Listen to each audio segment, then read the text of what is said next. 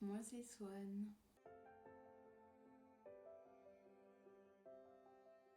Si vous tombez sur cette vidéo, c'est très probablement que vous nous suivez déjà sur TikTok. Mais pour les autres, je vais quand même faire une petite présentation au cas où vous vous perdiez ici. Donc Swan, c'est le nom du corps, on va dire, puisque nous sommes atteints du trouble dissociatif de l'identité qu'on va tout de suite commencer à abréger par TDI, parce que c'est vraiment trop long comme nom. Nous ne sommes absolument pas psy, nous ne sommes pas médecins, donc on va vous faire un résumé très très grossier de ce qu'est le TDI. Oui, il va sûrement manquer des choses, il va sûrement y avoir des choses mal expliquées ou peu importe, c'est normal, je suis la patiente et pas le psychiatre. Donc le TDI, trouble dissociatif de l'identité, est connu, et oui je vais commencer par ça, au moins on peut passer à autre chose, principalement pour les identités, donc les alters. J'en profite pour le dire tout de suite, mais non, les alters ne sont pas des personnalités, tout le monde a des changements de personnalité, y compris les alters du coup, donc non, ce n'est pas parce que vous avez plusieurs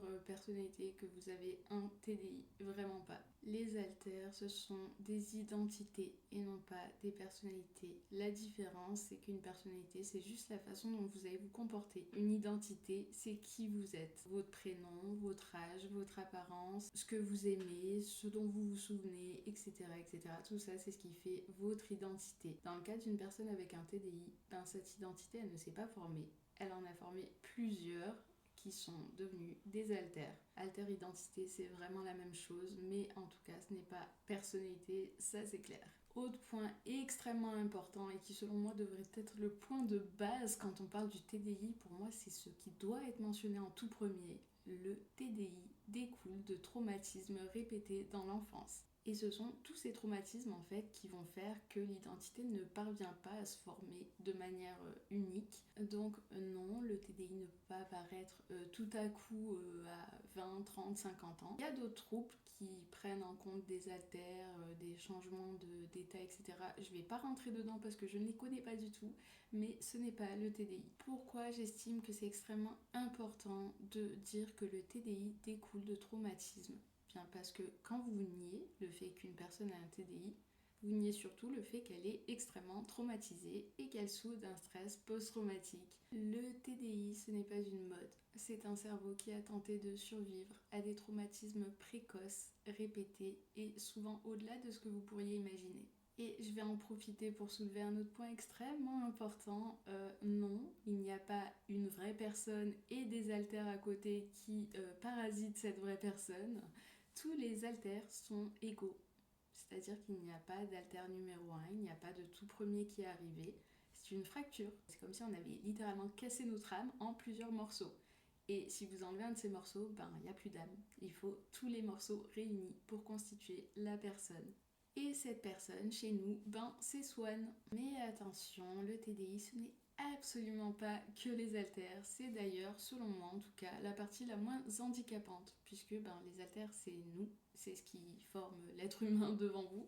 Ne me faites pas dire ce que je n'ai pas dit. Il y a des haltères atroces dont on se séparerait avec grand plaisir, mais ils constituent aussi Swan, donc l'humain, encore une fois. En revanche, vous avez des symptômes bien plus handicapants tels que les amnésies.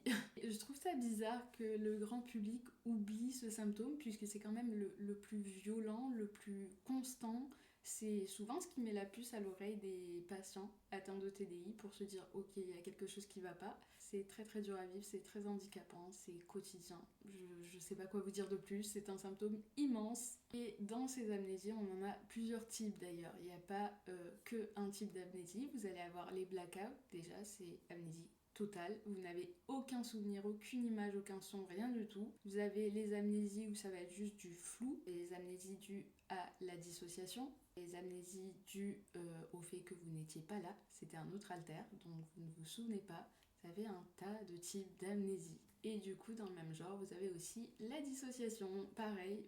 Pour nous, en tout cas, c'est le symptôme le plus quotidien et le plus handicapant. Ces symptômes, c'est pas une fois ou deux de temps en temps. Toute la journée, vous avez ces symptômes à répétition. La dissociation, encore une fois, je suis pas psy, je vais un peu abréger l'histoire, mais c'est le cerveau qui déconnecte du corps. Donc ça peut vous donner l'impression que vous n'existez pas, ne pas reconnaître votre corps, avoir la sensation que tout est flou, que rien n'est réel. C'est un peu comme si tous les câbles étaient déconnectés ou mal connectés et souvent c'est suivi d'amnésie puisque vous n'êtes pas assez connecté pour enregistrer tout ce qui s'est passé.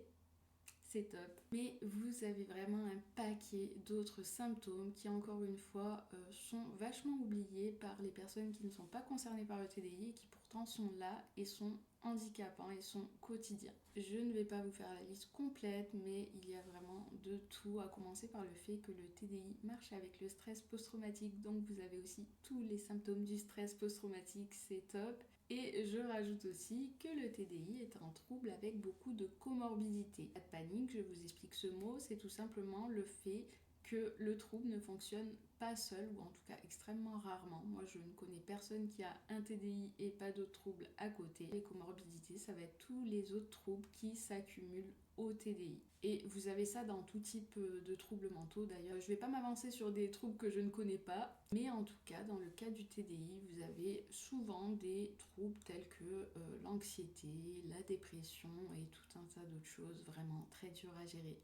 Dans notre cas, je ne vais pas vous parler des pistes qu'on a puisque c'est des pistes. Oui, on y travaille avec les psys, certaines on est quasi sûr, mais ça n'a pas été validé. En revanche, on souffre notamment d'anxiété générale, de troubles du stress post-traumatique complexe. On a énormément de TOC et de tics, c'est trop génial. Certains d'entre nous, une phobie sociale, on a beaucoup de phobies d'ailleurs, tout court.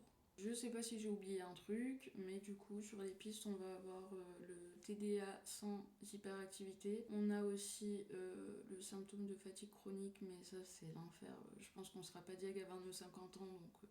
Et depuis qu'on est tout petit, il y a beaucoup les troubles borderline et bipolaires qui sont cités par les psychiatres et psychologues. Et au final, on se fait jamais diag ni non diag.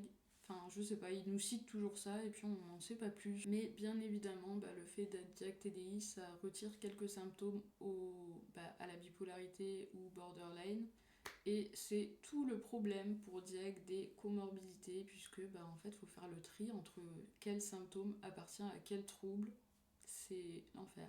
Sur ce compte, on va vous parler un peu de tout ça, tout comme on le fait sur TikTok, donc de nos troubles, certes, mais surtout de comment on le vit, parce que nous, on fait pas de sensibilisation, on s'y connaît pas assez sur le trouble, on se connaît à peine nous-mêmes, donc on va pas aborder des choses qu'on ne connaît pas bien. On va plutôt parler de nous en général, comment on le vit, éventuellement vous parler de nos crises.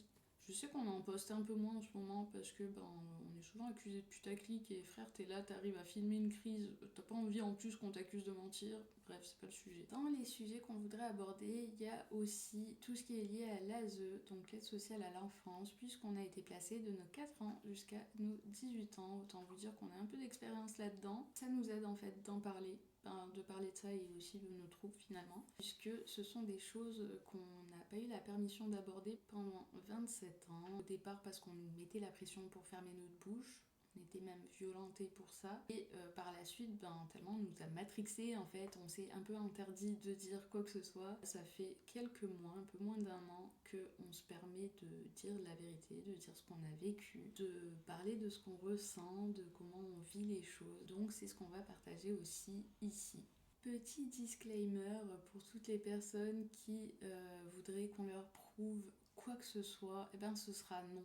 Point. Je pense pas avoir besoin d'expliquer pourquoi, mais je vais le faire quand même au cas où. Que vous nous croyez ou non, en fait, ça ne changera rien à la situation, ça ne changera rien à nos troubles, ça ne changera rien à ce qu'on a vécu, et ça ne change rien à la réalité. Donc voilà. On ne cherche pas à prouver. Secondo, on n'a pas prévu de devenir influenceur, de gagner notre vie grâce à internet, YouTube ou peu importe. Donc au final, que vous nous suiviez ou non, ça ne change pas grand chose. Ce qu'on recherche ici, c'est une communauté assez cool, tout comme on l'a sur TikTok. Petite communauté, ça nous suffit très bien. C'est pas grave si on dépasse jamais les 100 abonnés, c'est très très bien pour nous. En ce qui concerne les haltères, on en a déjà parlé sur TikTok, mais tout le monde n'est pas super à l'aise de se présenter ou même de dire qu'ils existent. Donc ces haltères-là, on n'en parlera pas, on les forcera pas à faire de vidéo ou quoi que ce soit. Pour les autres, si ça vous intéresse, on pourra refaire une petite vidéo présentation pour ceux que ça intéresse. Et en ce qui concerne les fronts, je pense qu'on va faire un peu comme sur TikTok, donc noter en bas de l'écran qui est au front, donc quel haltère est présent et vous parle. À noter que des fois il y a des haltères qui sont là mais qui n'ont pas le contrôle du corps, des fois il y a des haltères qui ont le contrôle du corps mais qui n'arrivent pas à parler, bref c'est un peu la galère. Ça on va pas l'expliquer sur chaque vidéo, c'est pas très grave si vous savez pas qui c'est. Et c'est plus pour nous en fait, ça nous aide de savoir qui est là, ça nous aide à nous ancrer, à nous rassurer, bref. Du coup on aime bien un peu noter quel haltère est présent. Au sujet des vidéos, nous on fait vraiment un peu de tout, c'est ce qui nous vient à l'esprit. Souvent on aime bien tourner le trouble à l'humour parce que c'est mieux que de pleurer. On aime bien aussi pleurer, c'est notre grande passion. Ça fait du bien des fois de juste dire les choses telles qu'elles sont et de s'autoriser à montrer qu'on ne va pas bien. On répond aussi beaucoup aux questions. Quand elles sont posées gentiment, hein. On n'est pas des chiens, soit vous nous respectez, soit on s'en fout de vous. Oui, quand des gens ont des questions, ça ne nous pose pas du tout de problème de répondre, il n'y a aucun souci. Puis si on ne sait pas, on vous dira on ne sait pas. Et ça, je sais pas si ça intéresse tous les haltères, mais moi j'avoue que j'aimerais bien faire des petits vlogs, mais ça sera occasionnel. Je sais même pas si ça sera plus TikTok ou YouTube. C'est fort possible que j'ai oublié plein de choses, j'en suis désolée, mais du coup, juste pour résumer un peu qui on est, du coup, nous c'est Swan. On a actuellement 28 ans. Donc ça c'est l'âge du corps. À noter que certains haltères n'ont pas du tout l'âge du corps. D'ailleurs il y en a une seule je crois qui l'a. On a énormément de passion, genre vraiment on a beaucoup de passion. Il y a beaucoup de psys qui pensaient que c'était des hyperfocus, mais non, ça reste à vie, c'est vraiment des trucs on adore quoi. Beaucoup trop pour tout vous citer, mais ça va de la lecture en passant par l'équitation, le patinage artistique, la musique, etc. Certains haltères plus que d'autres, encore une fois, ça dépend toujours en fait. Tout ce qui est passion, choses qu'on fait dans la journée, tout ça va beaucoup dépendre des haltères. Et au niveau de notre vie, actuellement on a un travail, d'ailleurs c'est possible qu'on fasse une vidéo dessus parce que ça a intéressé quelques personnes sur TikTok. On a un travail, on a enfin réussi à s'éloigner de tout ce qui était toxique dans notre vie. Ça nous a pris 27 ans, hein. Ça a été extrêmement long. Maintenant on est bien entouré, on n'a plus de personnes toxiques autour de nous, on n'a plus d'environnement toxique non plus, on a quasi plus aucune addiction. En gros là on est sur une étape où tout commence à aller mieux et d'un autre côté c'est le moment où le cerveau a décidé de nous faire vivre les pires crises possibles parce que du coup on commence à réaliser un peu tout ce qu'on a vécu, à quel point c'était dur, à quel point ça nous a impacté et surtout à quel point c'était pas normal parce que nous on est des personnes qui normalisent vachement tout ce qui leur arrive. Quand ça arrive aux autres, on trouve ça horrible, on a envie de les aider, de les soutenir, et quand ça nous arrive à nous, on est genre it's ok, c'est juste ma vie quoi. De toute façon, tout ça, on va soit l'aborder sur des vidéos dédiées. Je sais que cette vidéo est extrêmement bordélique parce que faire une présentation c'est pas notre délire, ça l'a jamais été. Même en classe quand on devait se présenter c'était la cata parce que on savait pas à l'époque qu'on était tout plein d'haltères et on comprenait pas trop qui on était, ce qu'on aimait. Et voilà, au moins si vous avez des questions, si vous voulez savoir un peu qui on est, vous pouvez poser en commentaire, de toute façon on répondra à tout, il n'y a pas de souci, du moment que c'est posé poliment encore une fois, ou en tout cas sans manque de respect. Et on se dit à la prochaine.